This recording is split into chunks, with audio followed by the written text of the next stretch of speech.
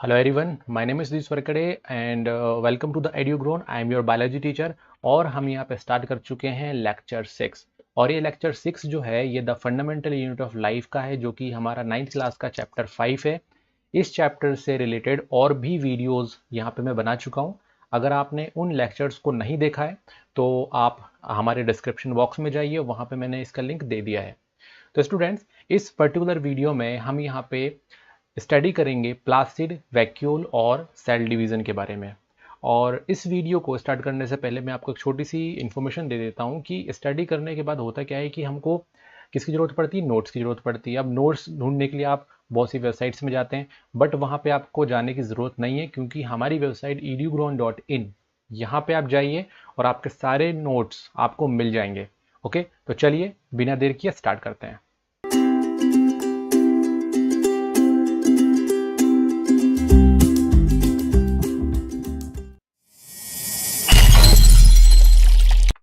Welcome back students. तो यहाँ पे हम स्टडी कर रहे हैं आपका स्ट्रक्चर, सेल का स्ट्रक्चर। और सेल का स्ट्रक्चर में यहाँ पे हम एक नए ऑर्गेनेल को स्टडी कर रहे हैं विच इज़ प्लास्टिड। अब यहाँ पे आप पूछोगे कि सर ये प्लास्टिड आखिरकार मिलता कहाँ है, कहाँ दिखाई देगा अगर हमको देखें तो। अगर आप देखोगे तो इस पर्टिकुलर डायग्राम में आपको प्लास्टिड दिखेगा, बट ये प्लास्टिड है कहाँ पे यहाँ पे। तो स्टूडेंट्स, अगर आप मैं इसको जूम करके देखूँ, ये देखो, तो आपको डिफरेंट डिफरेंट ऑर्गेनल्स दिखेंगे, जैसे कि यहाँ पे लाइसोसोम है, एंडोप्लाज्मिक रेटिकुलम है, न्यूक्लियस है, प्लाज्मा मेम्ब्रेन है, सेल वॉल है, साइटोप्लाज्म है। देखो, अगर आपने इन सब चीज़ों के बारे में नहीं पढ़ा है तो इससे पहले की वीडियो में मैंने इनको बिल्कुल आराम से पढ़ाया हुआ है, ठीक है। तो आप वो जाके वो देख सकते हैं। अब यहाँ पे आप देखोगे कि ये देखो, एक नाव जैसा दिख रहा है यहाँ पे, ये है ना। ये क्या है? ये है क्लोरोप्लास्ट। क्या है ये? क्लोरोप्लास्ट। तो यही है एक्चुअल में हमारा प्लास्टिड। यही क्या है? प्लास्टिड है। तो स्टूडेंट्स, होता क्या है, जो प्लास्टिड होता है वो दो टाइप का मिलता है हमको सेल में, और ये हमको प्लांट सेल में स्पेसिफिकली मिलेगा। तो हम यहाँ पे बोल सकते हैं कि प्लास्टिड जो है वो किस में प्रेजेंट होता है? प्लांट सेल में प्रेजेंट होता है। ओके, बट अब यहाँ पे मैंने आपको लोकेशन बताई कि देखो यहाँ पे प्लांट सेल में कितने सारे प्लास्टिड है ना। ये देखो, अलग अलग जगहों पे बनाए, 4 प्लास्टिड यहाँ पे बनाए हुए हैं। और यहाँ पे देखो इसका बहुत ही डिटेल स्ट्रक्चर प्लास्टिड का। चलो थोड़ा सा इसको जूम करते हैं, हम डिटेल स्ट्रक्चर भी देखेंगे प्लास्टिड का। ये देखो, प्लांट सेल में प्लास्टिड जो है उसका एक डिटेल स्ट्रक्चर भी यहाँ पर है। देखो यहाँ पे डिफरेंट डिफरेंट स्ट्रक्चर्स हमको दिखाई दे रहे हैं। इन स्ट्रक्चर्स के बारे में हम एक एक करके देखने वाले हैं। तो सबसे पहले हम समझ लेते हैं थोड़ा सा कि प्लास्टिड कितने टाइप के होते हैं, है ना। प्लास्टिड बेसिकली दो टाइप के हमको मिलते हैं। कितने टाइप के मिलते हैं? दो टाइप के प्लास्टिड हमको मिलते हैं। एक जो होता है उसको हम बोलते हैं क्या? Chromoplast, that means colourful. और एक होता है ल्यूकोप्लास्ट। ओके, तो क्रोमोप्लास्ट और ल्यूकोप्लास्ट दोनों के ही बारे में हम थोड़ा थोड़ा डिस्कस करेंगे। चलो, सबसे पहले हम बात करते हैं यहाँ पे क्रोमोप्लास्ट का। क्रोमो क्रोमो मतलब होता है कलर। क्या होता है इसका मतलब? कलर। तो ये कलरफुल होता है। ओके, और ये कलर जो है आपका डिफरेंट डिफरेंट कलर के हो सकते हैं। तो एक बहुत ही कॉमन कलर है ग्रीन।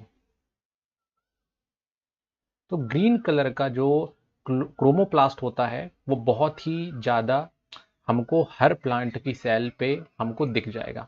तो स्टूडेंट्स, ये जो क्रोमोप्लास्ट होता है ये बेसिकली ग्रीन कलर का होता है। ओके, और इसको हम सब लोग जानते हैं विच इज क्लोरोप्लास्ट। क्या है ये? क्लोरोप्लास्ट है। तो क्लोरोप्लास्ट के बारे में हमको स्टडी करना बहुत ज़्यादा ज़रूरी है। क्यों? अब देखो यहाँ पर डायग्राम, ये देखो, ये है क्लोरोप्लास्ट। तो यही तो है प्लास्टिड। तो बेसिकली क्लोरोप्लास्ट एक टाइप का क्या है? क्रोमोप्लास्ट है। सो स्टूडेंट्स, ये जो क्लोरोप्लास्ट है ये इंपॉर्टेंट इसलिए है क्योंकि ये जो जगह है वो ऐसी जगह है जहाँ पे क्या बनता है? फूड बनता है। हम प्लांट सेल को बार बार बोलते हैं कि यार प्लांट सेल जो है वो फूड बनाता है ना, फूड बनता है। बट लोकेशन क्या है? इस पूरे के पूरे सेल में, प्लांट सेल में ऐसी कौन सी जगह पे है जहाँ पे फूड बनता है? मतलब किचन कहाँ है? इस पूरे सेल में किचन कहाँ है? क्या है वो किचन? क्लोरोप्लास्ट। तो क्लोरोप्लास्ट इसलिए बहुत ज़रूरी है, इसके बारे में जानना बहुत ज़रूरी है, क्योंकि वहाँ पे फूड बनता है, वो हमारा है किचन। तो याद कर लो, क्लोरोप्लास्ट क्या है, हमारा किचन है। चलो कुछ पॉइंट्स देख लेते हैं इसके बारे में। सबसे फर्स्ट पॉइंट ये क्या है, कलर प्लास्टिड है। ठीक है, ये तो समझ में आ गया है कि ये क्या है, कलर प्लास्टिड। दूसरा पॉइंट यहाँ पे, chromoplast contain a pigment. Pigment मतलब जो कलर देता है, और इस पर्टिकुलर जो क्रोमोप्लास्ट होता है, तो ऐसा क्रोमोप्लास्ट जिसमें क्या मिलता है, क्लोरोफिल। तो ये जो है क्लोरोप्लास्ट है, इसके अंदर जब हम झांकेंगे, किसको, इस क्लोरोप्लास्ट के अंदर, तो देखो यहाँ पे ये झांका है यहाँ पे। चलो थोड़ा सा मैं बड़ा बनाता हूँ यहाँ पे। तो इस तरीके से जब हम क्या करेंगे, इसके अंदर देखेंगे, तो हमको एक कलर पिगमेंट दिखेगा जो कलरफुल है ना, जिसके कारण ये ग्रीन कलर का दिख रहा है। उसको हम बोलते हैं क्लोरोफिल। क्या बोलते हैं उसको हम, क्लोरोफिल। तो इसके अंदर क्या है, क्लोरोफिल है। ओके, और जिसमें क्लोरोफिल होता है उसको हम बोलते हैं क्लोरोप्लास्ट। तो भाई सिंपल सी बात हो गई यहाँ पे। क्रोमोप्लास्ट है, देखो ये ऊपर से क्रोमोप्लास्ट दिख रहा है। क्रोमोप्लास्ट के अंदर एक कलरफुल पिगमेंट है, जिसको बोलते हैं क्या, क्लोरोफिल। तो ये कलर कैसा पता है, ग्रीन कलर, जो अभी थोड़ी देर पहले देखा था ना, ग्रीन कलर। तो वही जो है ग्रीन कलर इसी इसी का होता है, जिसके कारण इसको क्या बोलते हैं, क्लोरोप्लास्ट बोलते हैं। ओके, चलो तो क्लोरोप्लास्ट समझ में आ गया कि एक टाइप का क्रोमोप्लास्ट है जो जिसमें कलरफुल पिगमेंट है, which is green colour. Chromoplast जो है बहुत ही इंपॉर्टेंट है, क्योंकि वहां पे बनता है फूड। थोड़ी देर पहले ही बताया मैंने, फूड बनता है। बट वो फूड किस प्रोसेस से बनता है, ऐसी कौन सी प्रोसेस है, तो यहां पे लिख देता हूं मैं, फोटो। फोटो को अलग कर दो, क्लिक करने वाला फोटो जो आता है ना, फोटो अलग कर दो। और सिंथेसिस, कौन सी प्रोसेस है, फोटोसिंथेसिस। फोटोसिंथेसिस स्टूडेंट्स बहुत ही इंटरेस्टिंग प्रोसेस है। ये एक ऐसी प्रोसेस है जिससे खाना बना सकता है प्लांट। जिससे प्लांट क्या कर सकता है, खाना बना सकता है, फूड बना सकता है। ऐसी प्रोसेस को हम बोलते हैं फोटोसिंथेसिस। तो फोटोसिंथेसिस वो प्रोसेस है जिसमें फूड बनाता है कौन, प्लांट। और ये जो प्रोसेस है, ये कहाँ पे होती है, ये होती है आपके क्लोरोप्लास्ट में। किसमें होती है ये, क्लोरोप्लास्ट में। ओके, तो इस तरीके से हमको कुछ पॉइंट्स मिले हैं। और इसके अलावा क्या होता है कि chromoplast also contain various yellow और orange pigment in addition to chlorophyll. अब यहाँ पे मैं आपको बताना चाहूँगा कि आपका क्रोमोप्लास्ट है, क्रोमोप्लास्ट में क्लोरोप्लास्ट जो ग्रीन कलर का है, इसके अलावा दूसरे पिगमेंट भी मिलते हैं। जैसे कि मैंने बताया था ना कि और भी कलर में मिलता है ये क्रोमोप्लास्ट। तो कौन कौन सा कलर है, एक है येलो और एक है ऑरेंज। तो स्टूडेंट्स यहाँ पे ये जो क्रोमोप्लास्ट है, ग्रीन कलर के अलावा दो और कलर्स में मिलता है, विच इज़ येलो कलर और ऑरेंज कलर, जिसमें डिफरेंट आपके पिगमेंट होंगे। तो इस तरीके से यहाँ पे क्रोमोप्लास्ट जो है वो येलो, ऑरेंज और ग्रीन कलर का हो सकता है। ग्रीन कलर का मैंने बताया अभी कि ग्रीन कलर का जो क्रोमोप्लास्ट होता है उसको हम क्लोरोप्लास्ट बोलते हैं, और उससे क्या होता है, आपका फूड मेकिंग प्रोसेस होती है। अब देन हम बात करते हैं यहाँ पे दूसरे प्लास्टिड की। एक प्लास्टिड एकदम क्लियर हो गया है ना। अब यहाँ पे देखो, मैं आपको बता दूं कि हम क्लोरोप्लास्ट के बारे में और थोड़ा सा और डिटेल बताऊंगा, क्योंकि बहुत ही इंटरेस्टिंग है। क्लोरोप्लास्ट बहुत इंटरेस्टिंग है, क्यों, क्योंकि वहां पे एक बहुत ही इंपॉर्टेंट प्रोसेस हो रही है, जिसको हम क्या बोलते हैं, जिसको हम बोलते हैं फोटोसिंथेसिस। फोटोसिंथेसिस वो प्रोसेस जिसमें फूड बनता है। ल्यूकोप्लास्ट की बात करते हैं। अब ल्यूकोप्लास्ट जो होता है वो वाइट कलर या फिर कलरलेस, वाइट या फिर कलरलेस ये होता है वो, ठीक है। और इसका जो फंक्शन है वो बेसिकली क्या है, इसका फंक्शन है स्टोरेज। क्या करता है, ये स्टोर करता है। क्या क्या स्टोर कर लेता है, जैसे कि स्टार्च, ऑयल, प्रोटीन, इनको क्या करता है, ये स्टोर कर लेता है ना। तो यहाँ पे हम बना सकते हैं ये जो छोटे छोटे दिख रहे हैं ना, इसको हम क्या बोल सकते हैं, इसको हम बोल सकते हैं हमारे ल्यूकोप्लास्ट। तो ल्यूकोप्लास्ट बेसिकली क्या होते हैं, ऐसा सर्कल आप डायग्राम बना सकते हो, कोई इशू नहीं है ना। तो यहाँ पे ल्यूकोप्लास्ट बोल सकते हैं इनको। तो यहाँ पे क्या होता है, ये बेसिकली वाइट या कलरलेस होते हैं और इसमें आपके स्टार्च, ऑयल और प्रोटीन ग्रेन्यूल स्टोर होते हैं। अब देखो स्टूडेंट्स, यहाँ पे जो स्टार्च है ये क्या है, स्टार्च एक्चुअल में ग्लूकोज है। क्या है ये, ग्लूकोज हमको एनर्जी देती है ना। अब आप कभी भी क्या करते हो, आप थोड़े से थक जाओ, कहीं अगर बाहर जा रहे हो, कुछ गेम्स प्ले कर रहे हो तो थक जाओगे, तो क्या बोलते हैं, ग्लूकोज पी लो थोड़ा सा, है ना। तो ग्लूकोज घोला और पी लिया, क्यों, क्योंकि ग्लूकोज में क्या होता है, ग्लूकोज जो होता है वो बेसिकली हमको एनर्जी प्रोवाइड कराता है, और ये यहाँ पे बन रहा है प्लांट में, है ना। तो स्टार्च जो है वो ग्लूकोज का ही एक फॉर्म होता है जो प्लांट बेसिकली बनाते हैं, है ना। तो स्टार्च एक ग्लूकोज है। देन उसके बाद फिर ऑयल है और प्रोटीन है। तो ये सब चीज़ें जो होती हैं ये स्टोर हो जाता है ल्यूकोप्लास्ट में। सेल में जब ज़्यादा अमाउंट में रहेगा तो ल्यूकोप्लास्ट में स्टोर हो जाएगा। थोड़ा सा हम यहाँ पे स्ट्रक्चर पढ़ते हैं क्लोरोप्लास्ट का, कि क्लोरोप्लास्ट क्या होता है। देखो मैं यहाँ पे डायग्राम मैंने आपको बताया था कि देखो ये जो है ये आपका क्लोरोप्लास्ट है, बट यहाँ पे ये थोड़ा सा डिटेल स्ट्रक्चर दिया हुआ है। क्यों ना इस पर्टिकुलर स्ट्रक्चर को हम थोड़ा सा बड़ा करें। तो चलो थोड़ा सा इसको बड़ा करते हैं, और जैसे ही हम बड़ा करेंगे तो हमको दिखाई देगा कुछ इस तरीके का स्ट्रक्चर, है ना। इस डायग्राम को देखो मैंने बिल्कुल बड़ा कर दिया। अब जब हम इस डायग्राम को देखते हैं तो आप देखोगे कि ये ऊपर जो है मेम्ब्रेन है। क्या है ऊपर, ये मेम्ब्रेन है, ठीक है। अब ये एक मेम्ब्रेन हो गई। अब अंदर देखोगे आप, ये देखो बहुत सारे सिक्के, क्या मिलेंगे इसके अंदर, बहुत सारे सिक्के, और सिक्के एक दूसरे के ऊपर हमने रख दिए तो कुछ इस तरीके का स्ट्रक्चर बना। देखा आपने, बहुत सारे सिक्के को हमने एक दूसरे के ऊपर रख दिया तो इस तरीके का स्ट्रक्चर बना। तो ये है क्या, और इसके अलावा एक खाली स्पेस भी दिख रहा है ना। तो डिफरेंट डिफरेंट स्ट्रक्चर्स आपको यहाँ पे दिख रहे होंगे, है ना। तो अब देखो यहाँ पे मैं आपको बताता हूँ कि ये जो स्पेस है ना, जिसमें क्या है, ये सिक्के एक दूसरे से जमे हुए हैं, ये स्पेस को हम बोलते हैं स्ट्रोमा। क्या बोलते हैं, स्ट्रोमा। स्ट्रोमा है ये। अब देखो यहाँ पे ये स्ट्रक्चर जो है इसको हम क्या बोलते हैं, स्ट्रोमा बोलते हैं। तो देखो बिल्कुल इस छोटे से स्ट्रक्चर को मैंने क्या किया, एकदम बड़ा कर दिया। ये है ना यहाँ पे ये छोटा सा स्ट्रक्चर, इसको अच्छा बड़ा कर दिया हमने। अब ये देखो यहाँ पे, तो यहाँ पे हमने देखा कि भाई ये जो स्पेस है जिसमें ये बहुत सारे सिक्के एक दूसरे के ऊपर लगे हुए हैं, ये है हम बोलते हैं स्ट्रोमा बोलते हैं इसको। और जो ये हमारे पास सिक्कों का जो झुंड हमको दिखाई दे रहा है, इसको हम बोलते हैं ग्रेना। और यही वो जगह है जहाँ पे क्या होता है, फोटोसिंथेसिस, मतलब लाइट आती है और लाइट जो रहती है उससे फिर बाकी के रिएक्शन होते हैं, है ना। तो ग्रेना वो जगह है, तो स्ट्रोमा वो स्पेस है, यहाँ पे ग्रेना है, यहाँ पे फोटोसिंथेसिस होता है। और ये जो ग्रेना होते हैं जो ये बन रहे हैं ना, सिक्के को एक के ऊपर एक बनाते हैं, तो इसमें भी क्या होती है, मेम्ब्रेन होती है। इसमें भी क्या है, मेम्ब्रेन है। तो इसमें भी मेम्ब्रेन है, तो ये सिक्के सिक्के बना लिया अब इसने। अब सिक्के सिक्के को जोड़ दिया, क्या बना गया, ग्रेना बन गया। ग्रेना जो है वो बेसिकली इस पूरी स्पेस में है अंदर, जिसको हम क्या बोलते हैं, स्ट्रोमा बोलते हैं।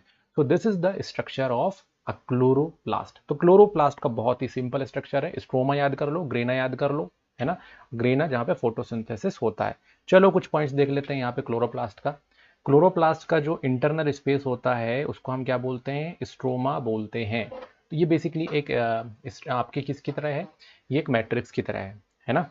मतलब यहाँ पे पूरा जाल टाइप का है मैट्रिक्स, यानी कि स्पेस, और उसमें क्या है, उसमें हमारे जो ग्रेना है वो यहाँ पे सिचुएटेड है सिक्के के जैसे, ठीक। तो यहाँ पे हम दूसरा पॉइंट लिख सकते हैं कि stroma has membrane bounded compartment call grana. ये देखो मैंने बोला था ना कि इसमें भी मेम्ब्रेन है, जब भी तो ये अच्छे से सिचुएटेड है यहाँ पे, है ना, बाहर एक लेयर है। तो ये है ग्रेना, और ये क्या है, आपका फोटोसिंथेसिस का साइट। फोटोसिंथेसिस यहीं से होता है। ये दो स्ट्रक्चर के बाद यहाँ पे और भी बहुत सी इंटरेस्टिंग चीज़ें मिलती हैं। वो क्या है बताऊँ मैं, याद कर लो बिल्कुल, क्योंकि इसके अंदर वो दो चीज़ भी मिल रही हैं जो एक्चुअल में हमने माइटोकॉन्ड्रिया में स्टडी किया था। अब माइटोकॉन्ड्रिया अगर नहीं किया है तो आप प्रीवियस जो लेक्चर्स हैं जिसमें माइटोकॉन्ड्रिया टॉपिक हमने स्टडी किया वहाँ पे अब देख सकते हो। तो माइटोकॉन्ड्रिया और क्लोरोप्लास्ट में सिमिलैरिटीज मिलती हैं बहुत सारी। तो यही एक सिमिलैरिटी है माइटोकॉन्ड्रिया में और क्लोरोप्लास्ट में। क्या सिमिलैरिटी है? वो माइटोकॉन्ड्रिया में मिलता है। देखो मैं दिखाता हूँ तुमको यहाँ पे माइटोकॉन्ड्रिया, यहाँ पे कहाँ पे ये दिख रहा है आपको, ये एक्चुअल में माइटोकॉन्ड्रिया बना हुआ है यहाँ पे, है ना। और यहाँ पे बहुत ही इंटरेस्टिंग चीज, इसके अंदर जो है मिलता है हमको डीएनए, और यहाँ पे कुछ इस तरीके के सर्कल्स मिलते हैं जिसको हम बोलते हैं राइबोसोम। तो राइबोसोम और डीएनए जो हमको माइटोकॉन्ड्रिया में मिलता है, मैंने आपको प्रीवियस लेक्चर में बताया था, वही चीज हमको प्लास्टिड यानी कि हमारा क्लोरोप्लास्ट में भी मिलता है। बहुत ही इंपॉर्टेंट और कंपटीशन एग्जाम में पूछ जाने वाला क्वेश्चन कि हमारा क्लोरोप्लास्ट में भी जेनेटिक मटेरियल मतलब डीएनए मिलता है और राइबोसोम भी मिलता है। सो स्टूडेंट्स, ये बहुत ही स्ट्रेंज चीज़ है क्योंकि यही चीज़ हमको पूरे सेल में ही मिलती है। देखो ये सेल है हमारा प्लांट सेल। अब इस प्लांट सेल की बात की जाए तो माइटोकॉन्ड्रिया में भी डीएनए मिल रहा है और क्लोरोप्लास्ट में भी डीएनए मिल रहा है। और इसके अलावा अगर मैं बात करूँ यहाँ पे ये न्यूक्लियस, तो न्यूक्लियस के अंदर भी डीएनए मिलता है। इसीलिए ये बहुत ही ज़्यादा इंटरेस्टिंग होता है। ओके, सो यहाँ पे हम बोल सकते हैं कि plastid also have their own DNA and ribosome. ये हमारा कंप्लीट हो गया, ये वाला कंप्लीट प्लास्टिड। अब हम स्टडी करने वाले हैं वैक्यूल्स के बारे में। सबसे पहले तो एक क्वेश्चन है कि वैक्यूल्स आखिरकार हैं क्या? वैक्यूल्स एक्चुअल में ये पता है क्या है? एक तरीके के सैक है। पता है सैक क्या होता है स्टूडेंट्स? सैक किसको बोलते हैं हम? सैक एक्चुअल में होता है जो अंदर से खोखला टाइप का हो। अंदर से मतलब कैसा हो कि ना, जिसमें कुछ भरा जा सके, उसको हम क्या बोलते हैं? उसको हम बोलते हैं सैक। तो यहाँ पे सिंपल सी बात है कि अंदर से जो चीज़ क्या है जिसमें कुछ फिल करा सके, भर सकते हैं, जिसको हम, उसको हम क्या बोलते हैं? उसको हम बोलते हैं सैक। तो ये वैक्यूल जो है ना, एक ऐसा सैक है जिसमें हम चीज़ों को स्टोर कर सकते हैं। क्या कर सकते हैं? चीज़ों को स्टोर कर सकते हैं, ल्यूकोप्लास्ट की तरह। बट ल्यूकोप्लास्ट में स्टार्च और ऑयल और कुछ प्रोटीन स्टोर थे, है ना। अब यहाँ पे भी हम क्या कर सकते हैं? स्टोर कर सकते हैं, बट ये उससे अलग है। क्या है ये? उससे अलग है। तो सिर्फ वैक्यूल के बारे में देखते हैं। Vacuole or storage sac. ठीक है, स्टोरेज कुछ स्टोर कर सकते हैं, है ना, गोदाम की तरह। बट अब यहाँ पे देखो कि इसमें सॉलिड और लिक्विड दोनों ही कंटेंट को स्टोर कर सकते हैं। और मिलता कहाँ पे? सेल के अंदर। अब सेल के अंदर वैक्यूल मिलता है, बट डायग्राम आप एनसीईआरटी में देखोगे तो बोलेगा सर इसमें वैक्यूल कहाँ है? इस डायग्राम में जो मेरे पास ये है, इसमें आखिरकार वैक्यूल्स कहाँ हैं? पूरा नाम देख लोगे तो आपको क्या मिलेगा? अरे यहाँ तो सर वैक्यूल्स दिख नहीं रहे। तो स्टूडेंट्स, ये देखो, ये येलो कलर का इतना बड़ा जो यहाँ पे कलरफुल बना के रखा हुआ है, क्या है ये? This is vacuole. क्या है ये? वैक्यूल है। अब यहाँ पे बोलोगे कि सर कि इतना बड़ा, इतना एरिया इसने कवर किया है सेल में। यस, ये सेल में बहुत बड़ा एरिया कवर करता है। और बट हर सेल की बात नहीं कर रहा हूं मैं कि हर सेल में इतना ज़्यादा एरिया जो है ये इतना नहीं करता है कवर। ये कवर करता है इतना बड़ा एरिया सिर्फ और सिर्फ प्लांट सेल में। कौन सी सेल में? प्लांट सेल में। प्लांट सेल में ये बहुत बड़ा एरिया कवर करके रखता है, जो कि यहाँ पे डायग्राम में दिया हुआ है। आप जो है अपने डायग्राम में भी इसको मेंशन कर लो। ये है वैक्यूल। अब भाई पता है, इतना अगर वैक्यूल है तो बहुत सारे जो फूड कंटेंट, लिक्विड कंटेंट रहेगा, उसको क्या करेगा? वो इसके अंदर स्टोर हो जाएगा। तो this is the function of vacuole, है ना। तो वैक्यूल का बहुत ही अच्छा जो हमको फंक्शन पता चल गया है। अब यहाँ पे देखो, एनिमल सेल में भी वैक्यूल मिलता है, बट उनका साइज कैसा होता है? स्मॉल होता है। इसके अलावा जो सिंगल सेल होते हैं, सिंगल सेल जो होते हैं जैसे कि अमीबा, उनमें भी क्या मिलता है? वैक्यूल मिलता है ना। सिंगल सेल जिसको हम बोलते हैं यूनी सेलुलर, तो मैं यूनी लिख देता हूं, यूनी सेलुलर। तो यूनिसेलुलर सेल में भी, यूनी मतलब सिंगल होता है, ठीक है, तो सिंगल सेल में भी वैक्यूल हमको मिलता है, जैसे कि फूड वैक्यूल, ठीक है, तो फूड वैक्यूल उसमें मिलेगा। और प्लांट सेल में तो इतना बड़ा जो वैक्यूल है वो ऑलरेडी मैंने भी बना दिया, ठीक। तो एनिमल सेल में क्या है, स्मॉल साइज के वैक्यूल बनते हैं, उसका काम यही है सॉलिड और लिक्विड कंटेंट को स्टोर रखना। इसके अलावा जो सिंगल सेल होता है उसमें फूड वैक्यूल्स मिलते हैं, है ना, जैसे ये अमीबा का सेल बनाया मैंने, तो इसके अंदर कुछ फूड वैक्यूल्स मिलेंगे जिसके अंदर क्या फिलअप रहेगा, फूड फिलअप रहेगा। इसके अलावा कुछ सेल में क्या होता है, जो एक्सपील्ड आउट मतलब ऐसे मटेरियल जो कि बाहर निकालने पड़ते हैं, ठीक है, जो जरूरी नहीं है यहाँ पे तो बाहर निकालने पड़ेंगे, तो उसमें यानी कि वेस्ट मटेरियल बाहर निकालना मतलब हमारे किसी काम का नहीं है, तो ये जो सेल है इसके में किसी काम का नहीं रहता, तो वैक्यूल में क्या करते हैं वो स्टोर हो जाते हैं और फिर बाद में बाहर निकाल दिए जाते हैं। एक्सेस वाटर भी उसी तरीके से वैक्यूल से भर जाती है और निकाल ली जाते हैं, बट ये काम जो होता है ये सिंगल सेल में होता है। तो यहाँ पे कंफ्यूज मत होना, सिंगल सेल जो है डिफरेंट ऑर्गेनिजम्स हैं, एनिमल सेल जो है वो डिफरेंट ऑर्गेनिज्म है। तो डिफरेंट ऑर्गेनिज्म में सेल के वर्क के अकॉर्डिंग वैक्यूल का वर्क भी डिफरेंट डिफरेंट हो जाता है। ओके, अब हम बात करते हैं यहाँ पे प्लांट सेल में।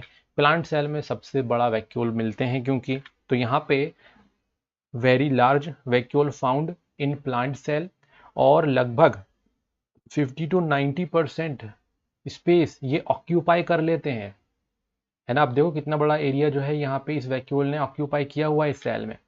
इसके अलावा इसमें एक बहुत ही बढ़िया टर्मोलॉजी जिसको हम बोलते हैं सेल सैप, सेल सैप, ये जो है हमारा प्लांट, उसमें जो वाटर और इसके अलावा मिनरल्स ये आपस में मिक्स होते हैं, है ना, तो बहुत से कंपोनेंट आपस में मिक्स हो जाते हैं और उस पर्टिकुलर लिक्विड मिक्सचर को हम क्या बोलते हैं, सैप बोलते हैं। लेकिन प्लांट सेल के लिए, प्लांट की बॉडी के लिए इसको हम यूज करते हैं सैप को, इसको, है ना। जो सैप वर्ड है, ये वर्ड एक्चुअल में हम प्लांट सेल के अंदर जो लिक्विड मटेरियल भरा हुआ रहता है, जो क्या करता है, जो इधर से उधर मूव करता है, उसको हम क्या बोलते हैं, सैप बोलते हैं। तो यहाँ पे जो ये सैप है ये बेसिकली कहाँ पे स्टोर होता है, वैक्यूल्स में ही स्टोर होता है, ठीक है। ये जो सैप रहता है वैक्यूल्स में स्टोर रहता है और पूरे पूरे प्लांट में क्या करता है, मूव करता रहता है। आप जैसे देखो स्टेम को जैसे ही कट करेंगे तो हमको क्या निकलते हुए दिखाई देगा, आपका एक लिक्विड सब्सटेंस निकलता हुआ दिखाई देगा। यही लिक्विड सब्सटेंस जो होता है, जो प्लांट बॉडी के अंदर मूव करता है, that is called cell sap और सैप, सैप भी बोलते हैं, और सेल के अंदर इसलिए सेल सैप। तो ये जो है वैक्यूल में ही आपका रहता है, और जब ये भर जाता है अच्छे से तो उससे टर्जिड हो जाता है और रिजिडिटी इंक्रीज होती है सेल की, है ना, फूल जाएगा एकदम, है ना। तो इस तरीके से ये टर्जिडिटी और रिजिडिटी बढ़ाने का भी काम करेगा। और इसके अलावा many substances of importance in the life of plant cell are stored in vacuole. अब बहुत से अदर कंपोनेंट भी इसमें स्टोर रहेंगे, जैसे कि amino acids, sugars, various organic acid and some protein. तो इस तरीके से यहाँ पे कुछ प्रोटीन्स हो गए, कुछ शुगर हो गए, अमीनो एसिड्स हो गए, ये स्पेसिफिक टाइप के हाइड्रोकार्बन्स होते हैं। क्या होते हैं, हाइड्रोकार्बन्स, ठीक है, जो कि क्या करते हैं, जो कि बहुत ही स्पेशलाइज्ड प्रोटीन आगे चल के बनाते हैं, ठीक है। तो amino acids, sugar, various organic acids और कुछ प्रोटीन जो होती हैं वो प्लांट सेल के वैक्यूल में स्टोर होते हैं। ओके, अब हम नेक्स्ट टॉपिक पे आते हैं। हमारा वैक्यूल्स हमारा यहाँ पे एंड हो गया। वैक्यूल के बाद हम यहाँ पे बात करेंगे अब सेल डिवीजन का। सबसे पहले तो हम देख लेते हैं कि आखिरकार ये सेल डिवीजन है क्या। सेल डिवीजन हम किसको बोलते हैं, देखो हमारे पास है ये एक सेल, है ना, ये क्या बनाया मैंने, एक सेल बनाया, और सेल के अंदर हमने यहाँ पे बनाया जेनेटिक मटेरियल। ये क्या है इसका, जेनेटिक मटेरियल। जो अंदर सर्कल है इसको थोड़ा सा डार्क कर देता हूं मैं। यह है हमारा जेनेटिक मटेरियल, जिसको हम डीएनए के नाम से भी जानते हैं और जिसको हम क्रोमोसोम के नाम से भी जानते हैं। अब बोलोगे सर ये नया चीज़ क्या आ गया, एक और चीज़, क्रोमोसोम। अब ये क्या है, थोड़ा सा लिख देता हूं मैं यहाँ पे, क्रोमोसोम। क्रोमोसोम। अब ये देखो कि एक साथ लिखते हैं, वैसे अलग अलग लिख दिया ताकि आपको याद हो जाए, है ना, याद हो गया, क्रोमोसोम। तो इसके अंदर क्या होते हैं, क्रोमोसोम होते हैं। तो ये है आपकी सेल और ये है अंदर आपके क्रोमोसोम। अब क्या होगा, ये जो पर्टिकुलर सेल है पहले क्या करेगी, पहले डिवीजन होने के लिए तैयारी, ये देखो इस तरीके से डिवीजन होने की तैयारी करेगी। ये क्रोमोसोम डबल होगा, इसके इधर चला गया और ये क्रोमोसोम इधर चला गए, ठीक। तो मतलब जेनेटिक मटेरियल, मतलब क्या, जेनेटिक मटेरियल। तो यहाँ पे देखो पहले ये सेल थी, डिवीजन होने के लिए स्टार्ट, और फिर ये यहाँ से बिल्कुल कट हो जाएगा और कट होके ये दो सेल बना लिए। अब देखो यहाँ पे जैसा सेल ये था वैसे ही दो सेल इसने यहाँ पे बना दिया। तो एक सेल जो थी वो उसने क्या कर लिया, खुद को डिवाइड कर लिया। क्या कर लिया, डिवाइड। डिवाइड दो पार्ट में टूट गया। तो इसको हम क्या बोल रहे हैं कि एक सेल है, इसको हम बोलते हैं पेरेंट, या फिर इसको हम एक और चीज बोल सकते हैं, वो है मदर, है ना, क्योंकि जन्म देने वाला कौन, मदर ऑब्वियसली। तो ये है मदर। तो मदर सेल, क्या बोलेंगे इसको हम, मदर सेल। और मदर सेल क्या हुआ, दो पार्ट में डिवाइड हो गया, दो सेल उसने बना लिए। तो जो सेल हैं जो डिवाइड होके बने हैं इसको हम बोलते हैं डॉटर। क्या बोलते हैं इसको हम, डॉटर सेल, जो नए सेल बने हैं। तो एक सेल थी, उसने अपने अंदर के कंटेंट को डबल किया पहले और फिर खुद डिवाइड हो गया। इस प्रोसेस को हम बोलते हैं सेल डिवीजन। सेल का क्या हो गया, डिवीजन हो गया। तो हम यहाँ पे बोलेंगे एक सेल ने नई दो सेल बनाई है या फिर नए सेल यहाँ पे बनाए हैं या प्रोड्यूस किए हैं। तो जिस सेल से बनी है उसको हम बोलते हैं मदर सेल, और जो सेल बन गई है उसको हम बोलते हैं डॉटर सेल। है ना एकदम easy concept. What is cell division, तो cell division we can simply says that the process by which new cell are made is called cell division. But यहाँ पे मैंने आपको एक स्टेप बढ़ की चीज बताई कि मदर सेल से डॉटर सेल फॉर्मेशन होता है। मदर सेल मतलब जो पेरेंट सेल होती है जिससे नई सेल बनती है ना, बिल्कुल इजी। चलो अब कुछ बेसिक से पॉइंट्स जो है वो हम देखते हैं, और इसमें यहाँ पे क्रोमोसोम के बारे में मैं आपको बताऊंगा, जो इसके अंदर मैंने ये डार्क डार्क रीजन बताया है ना। तो जरूरत सबसे पहले तो यहाँ पे क्वेश्चन राइज करने का है कि why do cell needs to divide. आखिरकार ये क्यों, ये प्रोसेस क्यों पड़ती है कि यार एक सेल है और वो दो सेल में टूट गई, क्यों जरूरी है ये, या फिर सेल डिवाइड होके अपने ही जैसा एक सेल बना लिया, क्यों, क्यों जरूरी है सेल डिवीजन, क्यों, अगर सेल डिवीजन ना हो तो फिर क्या होगा, है ना। तो सबसे पहला क्वेश्चन ये है कि हमको इसकी जरूरत क्यों है। और दूसरा, व्हाट इज क्रोमोसोम्स। यहाँ पे जो मैंने बता दिया कि भाई क्रोमोसोम है, तो ये क्रोमोसोम बेसिकली होते क्या है। सबसे पहले तो हम बात कर लेते हैं यहाँ पे कि हमको सेल डिवीजन की ज़रूरत क्यों है। तो स्टूडेंट्स मैं आपको बताना चाहूँगा कि हमारी बॉडी में जो ग्रोथ हो रहा है ना, मतलब हम जो थे आज से अगर हम बात करते हैं 10 साल पहले बहुत ही छोटे हुआ करते थे। धीरे धीरे हमारी हाइट इंक्रीज होती गई, इंक्रीज होती गई, इंक्रीज होती गई, और आप मोबाइल से वीडियो देख रहे हो, है ना, अपने लैपटॉप से वीडियो देख रहे हो। तो ये कैसे, मतलब इतने सालों के अंदर हमारी बॉडी कंटिन्यूसली क्या हुई, हाइट बढ़ी, इंक्रीज हुई। तो कैसे हुआ, because of cell division. Cell division के कारण ही हो रहा है। अगर सेल डिवाइड नहीं होती तो हमारी बॉडी जो है हाइट में इंक्रीज नहीं होती, मतलब हमारी बॉडी में ग्रोथ नहीं होता। स्टूडेंट्स ये एक सेल है, ये डिवाइड होकर पता क्या करती है, दो सेल बनाती थी इस तरीके से। फिर ये दो सेल फिर डिवाइड होती हैं और फिर चार सेल बन जाती है। फिर ये चार सेल फिर डिवाइड करेंगी तो 8 सेल बन जाएंगी, और इस तरीके से देखो एक लेयर बन गया, और फिर डिवाइड होगी तो फिर एक लेयर और ऐड हो जाएगी, ये देखो। तो इस तरीके से एक पूरी लेयर बन गई। तो ये जो लेयर होती यही आप हो, आपकी जो सेल्स की लेयर इसी तरीके से जमी हुई है। तो हमको अपने ग्रोथ के लिए इसकी रिक्वायरमेंट होती है। इसके अलावा जैसे कोई कट लग गया है ना, सपोज करो कि हमारा यहाँ पे उंगली में कट गया, कट जाता है, फिर ब्लड निकलने लग जाता है, फिर आपकी चीज़ें हो जाने लग जाती हैं। तो क्या है मतलब, जब कट जाता है तो कुछ देर बाद फिर ठीक हो जाता है ना। तो ये क्यों है, दोबारा ठीक कैसे हो गया? Because of cell division.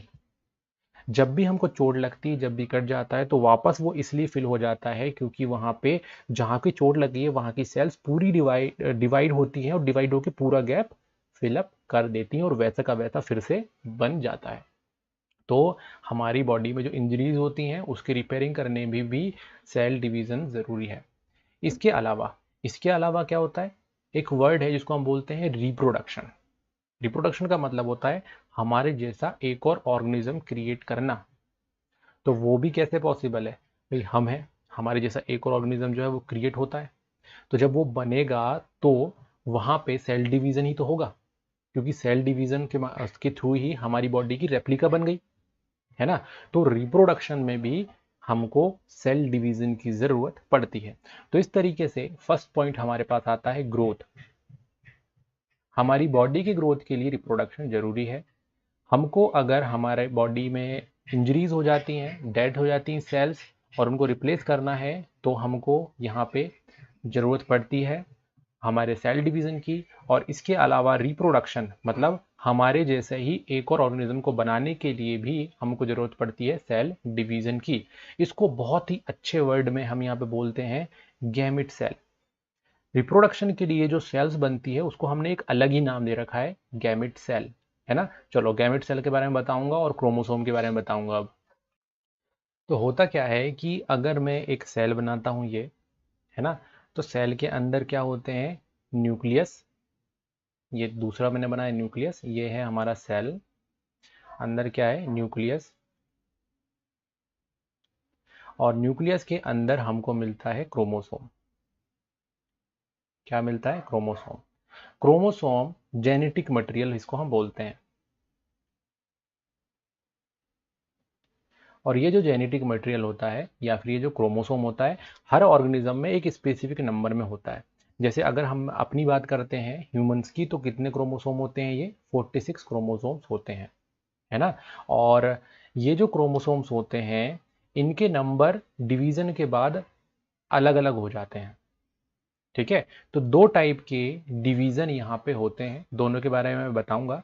और उसके बाद आपको यहाँ पे समझ में आएगा कि गैमेट सेल क्या होते हैं और रिप्रोडक्शन के लिए कैसे यूज होता है। तो यहाँ पे देखो, दो टाइप के डिवीजन होते हैं, एक होता है माइटोसिस और एक होता है मियोसिस। माइटोसिस और मियोसिस दोनों ही सेल डिवीजन का एक टाइप है। माइटोसिस डिफरेंट टाइप है और मियोसिस डिफरेंट टाइप है। तो मियोसिस और माइटोसिस क्या है, तो आप क्या बोलोगे, सेल डिवीजन के दो टाइप हैं। ओके। तो माइटोसिस सबसे पहले हम समझते हैं कि माइटोसिस क्या है, और उसके बाद हम समझेंगे कि मियोसिस क्या है। सो स्टूडेंट्स, जैसा कि मैंने ऊपर आपको बताया था, ये प्रोसेस है माइटोसिस की। कौन सी प्रोसेस है ये, माइटोसिस की प्रोसेस है। तो बहुत ही इजी प्रोसेस। एक सेल है, इसमें नंबर ऑफ क्रोमोसोम 46 है सपोज करो, है ना। अब आप मान लो कि 10 भी है, आप मान लो 5 भी हैं, आप मान लो जो आपकी मर्जी हो उतने नंबर ऑफ क्रोमोसोम आप मान लो। तो यहाँ पे मैं बात करूंगा 46 क्रोमोसोम की। क्यों बात करूंगा 46, क्यों बोल रहा हूँ मैं, क्योंकि हमारी बॉडी में जो सेल्स होती हैं उनमें भी 46 क्रोमोसोम्स होते हैं, इसलिए मैं 46 एग्जाम्पल लूंगा, ताकि आपको याद हो जाए कि हमारी बॉडी मतलब ह्यूमन की बॉडी में क्रोमोसोम कितने होते हैं, 46 क्रोमोसोम्स होते हैं। तो देखो माइटोसिस डिवीजन में क्या होगा, हमारे पास ये सेल है, अब इसने डिवीजन करना स्टार्ट किया। चलो भाई, तो यहाँ पे क्या होगा, सबसे पहले तो ये देखो 46 इधर चले गए, 46 इधर हो गए, डबल कर लिया ना खुद को। जैसे देखो ये डबल कर दिया था मैंने, खुद को डबल कर लिया, और फिर अलग हो गए 46 46। तो हमारा जो मदर सेल थी वो उसने क्या किया, डॉटर सेल बना लिया। और उसमें कितने क्रोमोसोम्स हैं, 46। देखो ये रहा क्रोमोसोम्स। तो जो मदर में जितने क्रोमोसोम्स थे उतने ही क्रोमोसोम डॉटर सेल में भी आए। इस टाइप के डिवीजन को हम बोलते हैं माइटोसिस। टेंशन मत लो, मैं आपको लिख के भी बताऊंगा, ठीक है, एक एक पॉइंट आपको याद करवा दूंगा, आप टेंशन मत लो। अब आते हैं हम यहाँ पे मियोसिस में। मियोसिस में देखो क्या होता है। मियोसिस में पहले ये सेल है, इसमें कितने 46 क्रोमोसोम्स है। सबसे पहले क्या करेगी, ये डिवाइड करेगी, है ना, और डिवाइड करेगी और इनके क्रोमोसोम हो जाएंगे हाफ। कितने हो जाएंगे, हाफ। तो ये देखो यहाँ पे बनाया मैंने 23 23। फिर अगली स्टेप में क्या होगा, ये दोनों अलग हो जाएंगे।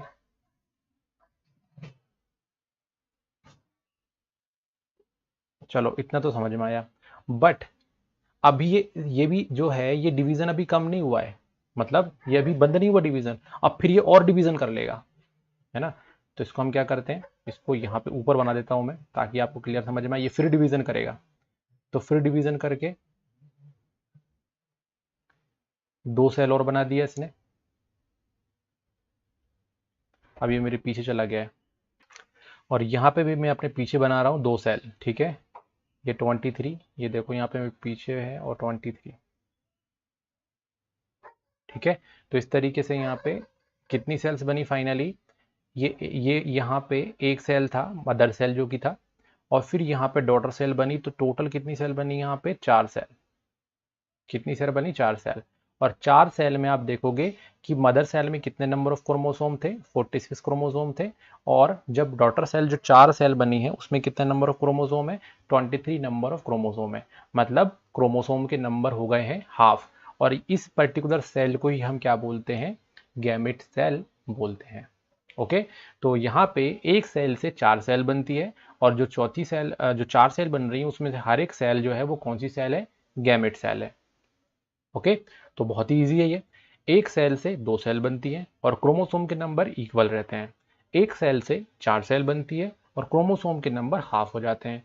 और जो हाफ नंबर ऑफ क्रोमोसोम के जो सेल्स बने हैं उसको हम बोलते हैं गैमेट सेल्स।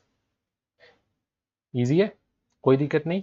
चलो धीरे धीरे कुछ पॉइंट्स को हम यहाँ पे डिस्कस करते हैं और आपको यहाँ पे पूरी तरीके से ये क्लियर हो जाएगा। सबसे पहले हम माइटोसिस की बात करेंगे और फिर बात करेंगे मियोसिस की। माइटोसिस में क्या होता है, a process where a single cell divides into 2 identical cell, that means mother cell 2 cell बना देती है जिसको हम क्या बोलते हैं, माइटोसिस बोलेंगे। और जो डॉटर सेल रहेगी उसमें क्रोमोसोम के नंबर सेम रहेंगे, है ना। और ये जो पर्टिकुलर प्रोसेस है ये हमको ग्रोथ करवाती है, और हमारी बॉडी में जो रिपेयर होता है, टिश्यू में जो रिपेयर होता है वो इसी प्रोसेस के थ्रू होता है। जैसे कि हमारी बॉडी में कट लग गया, कट लगने के बाद जो सेल्स आपस में ज्वाइंट होके पूरा प्रोसेस बना रही हैं, जो गुच्छा बना रही है सेल का, उसको वो किसके थ्रू हो रहा है, माइटोसिस के थ्रू हो रहा है। अब हम यहाँ पे बात करेंगे मियोसिस का। तो मियोसिस की जो प्रोसेस है इसमें एक सेल डिवाइड होती है और कितनी सेल बनाती है, 4 सेल्स बनाती है ना। एक सेल जो है वो डिवाइड होके कितनी सेल्स बनाती है, 4 सेल्स बनाती है, ऐसा था। और क्रोमोसोम के नंबर क्या थे, 46 23 हो गए थे यहाँ पे। और फिर यहाँ पे सभी में क्या हो जाएगा, 23 क्रोमोसोम्स यहाँ पे हो जाते हैं, ठीक है। तो यहाँ पे देखो स्टूडेंट्स, ये जो डिवीजन होता है फर्स्ट डिवीजन बोलते हैं, और ये जो डिवीजन होता है इसको हम सेकंड डिवीजन बोलते हैं। मतलब इसमें डिवीजन कितनी बार हुआ है, 2 बार डिवीजन हुआ है। तो मतलब कंटिन्यूसली 2 डिवीजन यहाँ पे हुए हैं। तो इस तरीके से हम बोल सकते हैं कि माइटोसिस इन्वॉल्व 2 कंटिन्यूअल डिवीजन। कितने डिवीजन होते हैं, 2 कंटिन्यूअल डिवीजन होते हैं। और जो सेल बनती है उसको हम क्या बोलते हैं, फाइनली ये सेल को, इसको हम बोलते हैं गैमेट सेल या रिप्रोडक्टिव सेल, है ना। बहुत ही इजी तरीके से यहाँ पे आपको समझ में आया है कि गैमेट सेल कौन सी सेल है। और इसके अलावा जो नई सेल बनती है वो क्या करती है, उसमें हाफ नंबर ऑफ क्रोमोसोम्स होते हैं मदर सेल के कंपैरिजन में। और यही सेल फिर क्या होती है, रिप्रोडक्शन में पार्टिसिपेट करती है और फिर नया इंडिविजुअल फॉर्म करती है।